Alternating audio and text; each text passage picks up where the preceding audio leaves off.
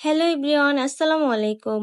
আজ চলে গিয়েছিলাম কেরানীগঞ্জ চড়াইল নুরুল হক উচ্চ বিদ্যালয়, যেখানে আমি কাটিয়েছি আমার শৈশবকাল। এই যে এখানে ভিডিও নিচ্ছি, এরপর আমরা চলে গেলাম স্কুলের ভিতরে। আজ প্রায় 2 বছর পর সব বান্ধবীর সাথে একসাথে এই স্কুলে আসা। এখানে কত স্মৃতি, কত কিছু আজও জড়িয়ে আছে।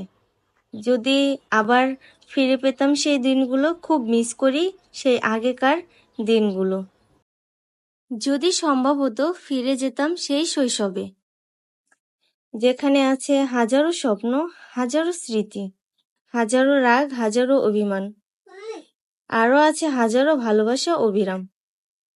এরপর আমরা কিছুক্ষণ আড্ডা দেওয়ার পর চলে গেলাম স্কুল মাঠে, যেখানে চলছিল বার্ষিক ক্রীড়া অনুষ্ঠান।